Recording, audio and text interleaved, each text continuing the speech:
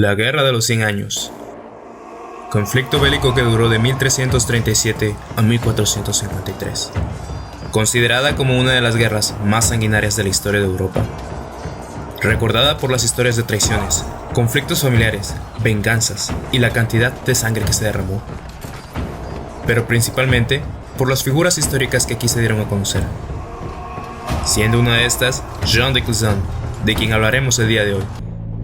Mujer que aterrorizó a todos los navíos franceses en el Canal de la Mancha por más de una década, reconocida por su implacabilidad en batalla y la brutalidad de sus ejecuciones de aquellos desafortunados que llegaban a sobrevivir. Pero, ¿cómo es que una jovencita, nacida en el seno de una familia aristocrática, privilegiada con comodidades y lujos, llegó a convertirse en la rival del rey de Francia y temida por los marineros más experimentados de la armada francesa? Esta es la historia de una mujer cuyo amor convertido en dolor la llevó a hacer actos despiadados, a asaltar castillos, abordar, saquear y quemar navíos enteros e incluso llegar a ejecutar inocentes con sumo sadismo. Jeanne de Clisson, la leona sangrienta.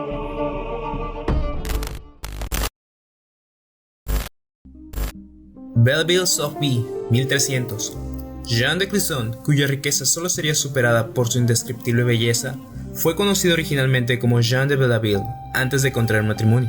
Nació en el seno de una familia aristocrática, muy bien acomodada, dueños de un castillo en una de las costas del oeste de Francia, donde pasaría su infancia sin problemas y preocupaciones. Pero esta joven etapa de su vida no duraría mucho, ya que tan solo a los 12 años contrajo matrimonio por primera vez, y de tal unión procrearon 2 hijos justo antes de que su primer marido muriera en 1326. Jeanne quedaría viuda por algunos años, lo que le traería muchos problemas, ya que por la época, una mujer sin esposo no tenía muchas alternativas. Principalmente eran volverse monja o, en los peores casos, quedarse a la deriva y tener que dedicarse al oficio más antiguo de la humanidad. Pero esto acabó cuando conociera a su segundo marido, de quien adoptaría el nombre por el que se le conoce el día de hoy, Oliver de Clisson.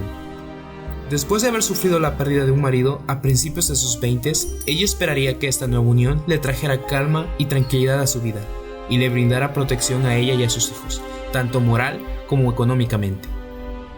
Y en un principio así fue, hasta 1341, año en que la Guerra de Sucesión Bretona estalló. Un conflicto menor dentro de la Guerra de los 100 Años, pero no por esto menos sanguinario. En un entramado de traiciones y asesinatos por el reclamo del poder en la región este, en las costas de Francia, estarían 2 bandos. Del lado de Francia, Charles de Blois, que gracias a su matrimonio tenía derecho a disputar parte de ese territorio, y a su vez estaba respaldado por el rey Felipe VI de Francia, quien vio la oportunidad perfecta de esta disputa para zanjar rencores pasados que poco o nada tenían que ver con la sucesión del ducado. Y del otro extremo estaba Jean de Montfort, otro noble que de igual manera por medio de un matrimonio había obtenido cierto derecho sobre la misma región. Estaba respaldado por Eduardo III, rey de Inglaterra y autoproclamado rey de Francia, después de haber ganado otra guerra en años previos. Oliver de Clisson naturalmente apoyó a su viejo amigo Charles de Blois y peleó valientemente en distintas batallas en su nombre, pero en 1342, después de una escaramuza particularmente dura, fue derrotado y capturado. Oliver sería liberado poco tiempo después a cambio de un rescate, pero este fue relativamente bajo a consideración de Charles. Así pues, víctima de la paranoia y rumores, este último sospechó que su viejo amigo Oliver le traicionaría y que se había pasado al lado inglés durante su encarcelamiento. En 1343, durante una tregua temporal de la guerra, Charles y el rey Philippe orquestaron un truculento plan para deshacerse de aquellos de quienes sospechaban una posible traición, Oliver incluido. Se les invitó a varios hombres nobles de Bretaña a un torneo amistoso en Francia, y en cuanto pisaron tierras francesas, fueron arrestados y llevados directamente a París. Ahí se les dio un trato humillante y un remedio de juicio, el que por supuesto ya tenía una sentencia antes de empezar. En cuanto Jeanne recibió la noticia de la trampa que se le había tendido a su marido, viajó a Nantes, capital de Bretaña, junto a sus 2 hijos más pequeños para interceder a favor de él. Pero jamás pensó que llegaría justo a tiempo, pero para presenciar un espectáculo macabro.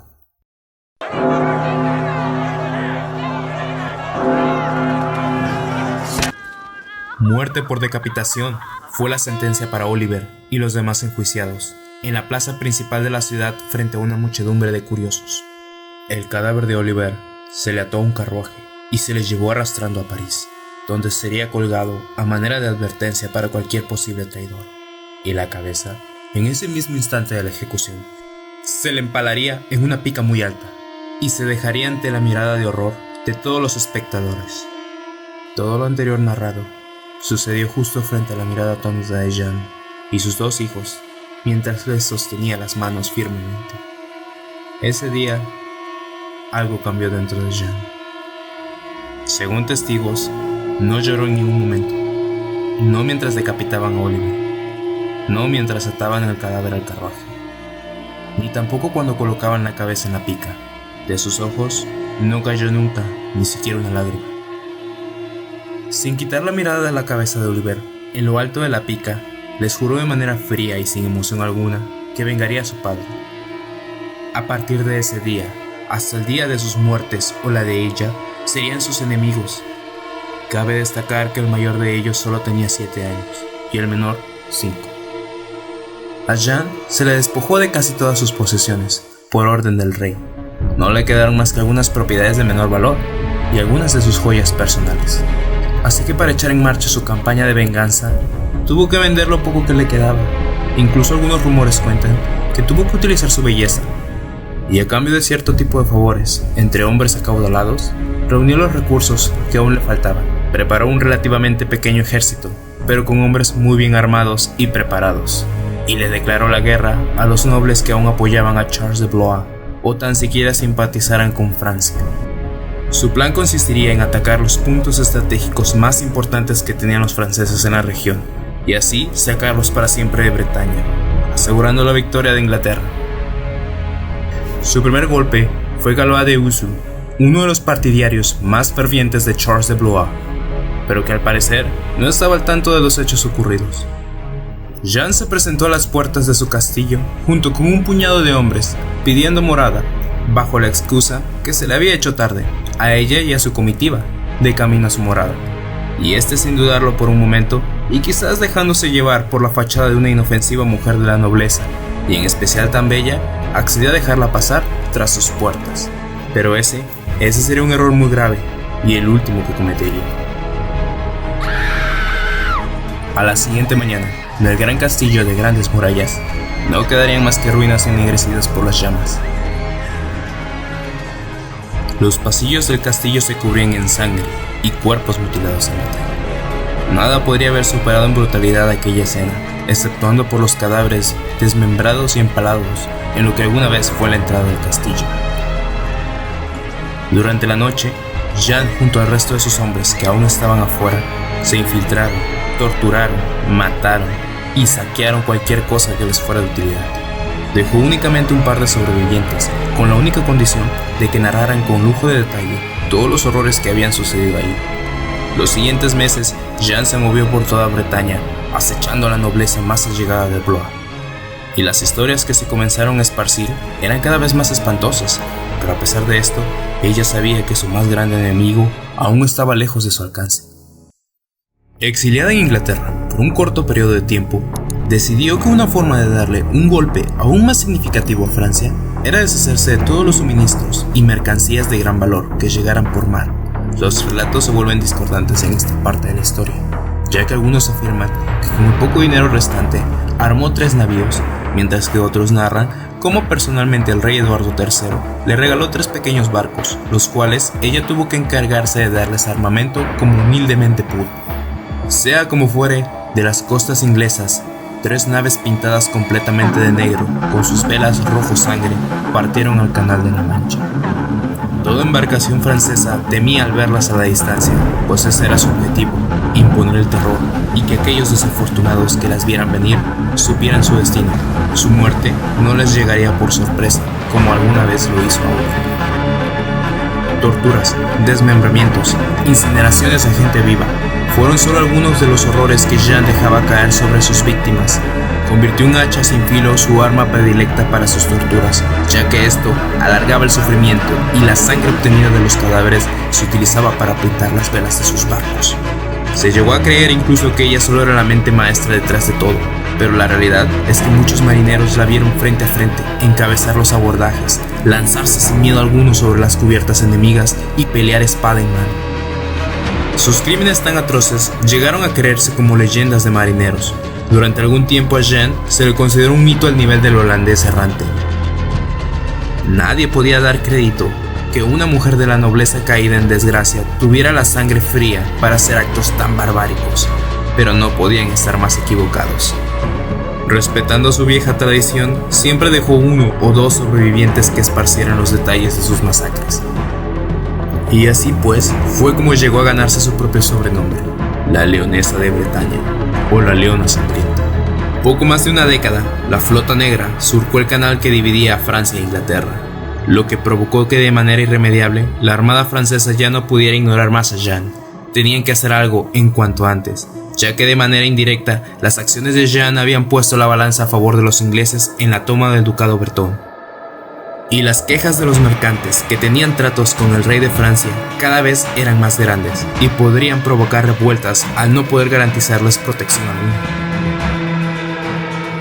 alguna. 1 de diciembre 1343, el rey Philippe VI, ante el Parlamento en París, decreta proscrita a Jeanne de Clisson y lanza una orden de búsqueda y asesinato en su nombre. Una flota, con los mejores marineros que pudieron conseguir en ese momento, fue asignada específicamente para dar caza a la Leonesa de Bretaña, y durante meses se le siguió la pista sin descanso por todo el canal. Por fin, un día después de tantos indicios fallidos de su paradero, consiguen las naves francesas encontrarlo, y una batalla naval descomunal se suscitó. Los rugidos ensordecedores de los cañones de ambas flotas sonaron por horas.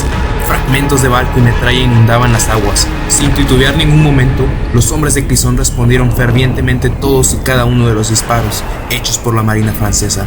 Pero inevitablemente, más tarde que temprano, la pólvora y las municiones llegaron a su fin, y la pelea tendría que ser llevada de hombre a hombre. 4, 5, 6 son los intentos de abordaje por parte de los marineros reales, pero a cada intento, cadáveres caen al agua antes de tan siquiera pisar la cubierta de los barcos de la Leona de Bretaña. La Flota Negra logra defenderse ferozmente, pero la marina francesa los supera en número. La batalla comenzó un par de horas pasadas del mediodía, pero para cuando la armada francesa por fin logra abordar las naves, el sol ya se ha ocultado, y su única iluminación son las llamas de los barcos franceses que cayeron antes. Decenas de hombres se baten a muerte cuerpo a cuerpo, hombro a hombro con la Leona en la primera línea de batalla. La sangre baña la madera de los barcos, gritos de furia y dolor se escuchan por todas partes, enloquecerían a cualquier persona, pero menos a ella. Uno a uno caen los hombres del rey, pero cada uno que matan, otro más lo reemplaza. El humo impide ver nada. El sonido de la refriega hace imposible entender algo. El cuerpo duele y arde con la sal del mar, llenando cada corte, herida o miembro amputado. El olfato se satura con el olor a carne quemada, y el sabor a sangre se encuentra en los paladares de todos los guerreros. Los 5 sentidos se ven nublados casi por completo. Llega la noche por completo. No queda ni un solo rastro de luz natural. 2 de las 3 naves negras se encuentran casi completamente destruidas e incendiadas. En la nave que aún queda a flote, ya no quedan hombres de Clisson vivos, o al menos en condiciones para pelear. Avanzando con dificultad entre los cadáveres y las ruinas del barco, los franceses se dirigen hacia el que debía ser el camarote de Clisson, pero no hallan a nadie.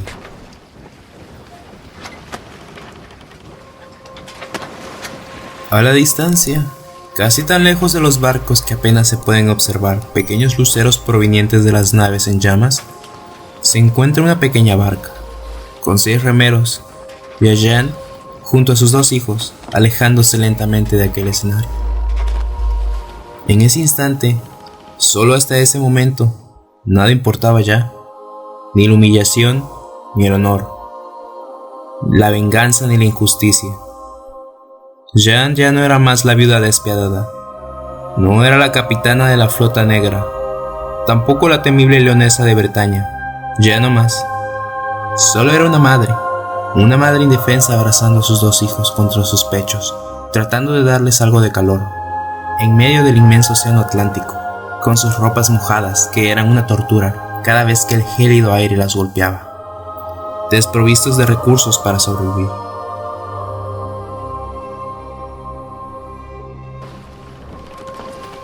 Seis días y 6 noches pasaron deambulando por el Canal de la Mancha, hasta que por fin tocaron tierra firme en una costa inglesa.